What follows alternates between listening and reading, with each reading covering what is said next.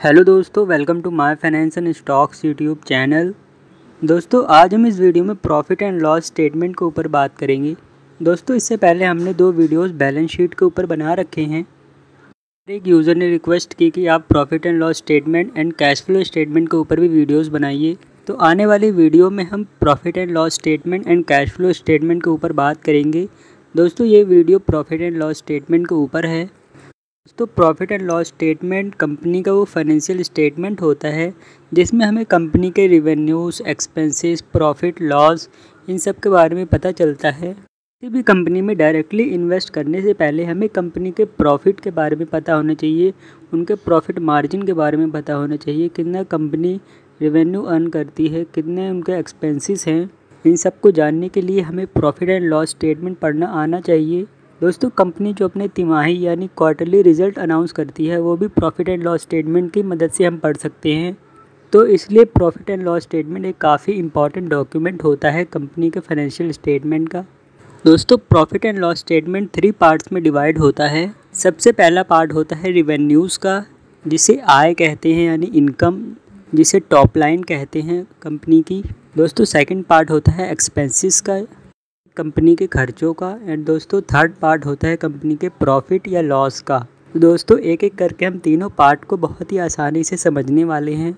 सबसे पहले हम बात करते हैं कंपनी के प्रॉफिट एंड लॉस स्टेटमेंट के फर्स्ट पार्ट यानी रिवेन्यूज़ के बारे में। दोस्तों प्रॉफिट एंड लॉस स्टेटमेंट का फॉर्मेट कुछ इस प्रकार रहता है। सबसे पहले रिवेन्यूज़ के बारे में हमें पता चलता है, फिर एक्सपेंसेस के बारे में, देन प्रॉफिट या लॉस के बारे में पता चलता है। जैसा कि आपने स्लाइड में देखा प्रॉफिट एंड लॉस स्टेटमेंट का फॉर्मेट। अब हम फर्स्ट पार्ट से शुरू करते हैं। दोस्तों फर्स्ट पार्ट में आप देखेंगे सबसे पहला हेड है रेवेन्यूज़ फ्रॉम ऑपरेशंस। दोस्तों रेवेन्यू फ्रॉम ऑपरेशन कंपनी की कोर इनकम होती है।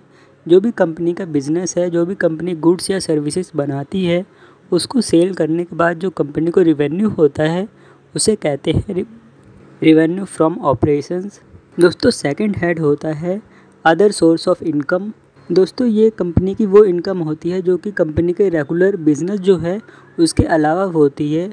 उस कंपनी ने कोई मशीन पुरानी अपनी सेल कर दी, या कंपनी ने किसी दूसरी कंपनी में इन्वेस्ट किया हुआ था, उनके शेयर्स को सेल कर दिया, या कोई लैंड पुरानी थी उनको सेल कर दिया। तो जो अदर बिजनेस के अलावा इनकम होती है उसे कहते हैं अदर सोर्स ऑफ इनकम।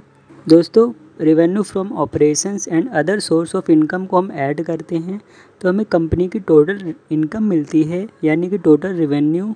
दोस्तों इस पार्ट में हमें देखना चाहिए कि जो टोटल रेवेन्यू है उसमें 80% से ज़्यादा पार्ट रेवेन्यू फ्रॉम ऑपरेशंस का होना चाहिए, क्योंकि अगर अदर सोर्स ऑफ इनकम से ज़्यादा रेवेन्यू आ रहा है इसका मतलब ये है कि कंपनी का जो कोर बिजनेस है वो अच्छा परफॉर्म नहीं कर रहा है। तो हमें इस बात का ध्यान रखना चाहिए रेवेन्यू पार्ट को पढ़ते वक्त। तो अब हम जानते हैं सेकंड पार्ट यानी एक्सपेंसेस के बारे में। दोस्तों एक्सपेंसेस में सबसे पहला हेड होता है cost of raw material consumed. दोस्तों जो बैंकिंग स्टॉक्स होते हैं, जो बैंक्स होते हैं, उनका प्रॉफिट एंड लॉस स्टेटमेंट कुछ डिफरेंट होता है बट चीज़ें सेम ही रहती हैं। लाइक जो रेवेन्यू फ्रॉम ऑपरेशन है उसकी जगह इंटरेस्ट अर्न होता है। तो उसके बारे में हम आगे बात करेंगे आने वाली वीडियो में कि बैंकिंग स्टॉक्स के प्रॉफिट एंड लॉस स्टेटमेंट कैसा होता है। So cost of raw material consumed company का वो खर्चा होता है जो कि कंपनी अपने गुड या सर्विसेज को बनाने के लिए इस्तेमाल करती है, रॉ मटेरियल। सेकंड हेड है purchase of stock in trade. दोस्तों ये कंपनी का वो खर्चा होता है जो कि कंपनी एक फिनिश गुड बाय करती है अपने बिजनेस को रन करने के लिए, इसे purchase of stock in trade कहते हैं। दोस्तों थर्ड हेड है changes in inventory of finished good. दोस्तों ये जो पिछले साल की इन्वेंट्रीज बच जाती हैं, उनकी मैन्युफैक्चरिंग पिछले साल हुई होती है बट उनकी सेल इस साल हुई है, इसलिए उन पे जो खर्च आया है उसको यहाँ पर डिडक्ट किया जाता है रेवेन्यू से। इसलिए इन्हें changes in inventories of finish good एक हेड बना के उस एक्सपेंस को माइनस किया जाता है। दोस्तों नेक्स्ट हेड होता है एम्प्लॉयज़ बेनिफिट एक्सपेंसेस। दोस्तों ये कंपनी का वो खर्चा होता है जो कि कंपनी अपने एम्प्लॉयज़ के बेनिफिट के लिए खर्च करती है। दोस्तों नेक्स्ट होता है फाइनेंस कॉस्ट। दोस्तों जब भी कोई कंपनी लोन लेती है उस पर जो इंटरेस्ट पे करना होता है और जो अदर चार्जेस होते हैं उनको फाइनेंस कॉस्ट कहते हैं। दोस्तों नेक्स्ट है डेप्रिसिएशन एंड अमोर्टाइजेशन। दोस्तों आप जानते हैं कि एसेट्स दो प्रकार के होते हैं, एक होते हैं टेंजिबल एसेट्स, एक होते हैं इनटेंजिबल एसेट्स। दोस्तों टेंजिबल एसेट जिन्हें हम छू सकते हैं, देख सकते हैं, एंड इनटेंजिबल एसेट जिन्हें हम छू नहीं सकते, देख नहीं सकते, like software, trademark, patent etcetera. तो डेप्रिसिएशन कंपनी का वो खर्चा होता है जब भी कोई कंपनी लार्ज मशीनरी बाय करती है। सपोज 10,000 की मशीनरी बाय की उसने, तो एक ही बार में खर्चा डिडक्ट नहीं करती। उस मशीन की लाइफ टाइम के अकॉर्डिंग कंपनी उस एक्सपेंस को धीरे धीरे डिडक्ट करती है अपने प्रॉफिट एंड लॉस स्टेटमेंट से। उसे डेप्रिसिएशन कहते हैं। एंड अमोर्टाइजेशन इनटेंजिबल एसेट्स पर लगाया जाता है। दोस्तों आप चाहेंगे तो डेप्रिसिएशन के ऊपर एक डेडिकेटेड वीडियो ज़रूर हम बनाने की पूरी कोशिश करेंगे।